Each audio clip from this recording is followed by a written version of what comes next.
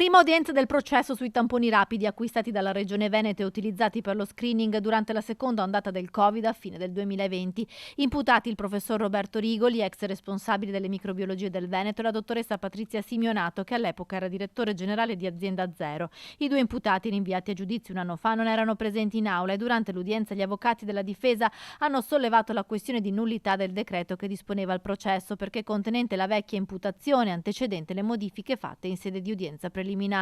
Inoltre la difesa del professor Roberto Rigoli ha sollevato il dubbio sulla chiarezza della tipologia di accertamenti che il pubblico ministero contesta al microbiologo di non aver fatto. Si parla di accertamenti tecnico-clinico-scientifici, studio che secondo la difesa Rigoli non era tenuto a fare in quanto i tamponi della casa farmaceutica Abbott erano certificati CE-IVD, quindi già verificati da enti preposti e dunque già in commercio. A Rigoli il pubblico ministero contesta una mail inviata nell'agosto del 2020 ai vertici di Azienda Zero, nel quale il microbiologo afferma di aver solo verificato le caratteristiche del prodotto. L'indagine sui tamponi rapidi era partita da un esposto fatto dal professor Andrea Crisanti, oggi senatore PD, che contestava l'attendibilità dei test sulla base di un approfondimento che aveva condotto successivamente all'avvio dell'utilizzo dei tamponi antigenici da parte della Regione Veneto per lo screening Covid. Il giudice, nella nuova udienza prevista per il prossimo 21 marzo, deciderà se accogliere o meno la richiesta fatta dalla difesa di Rigoli e Simionato e in caso affermativo le carte delle indagini torneranno in procura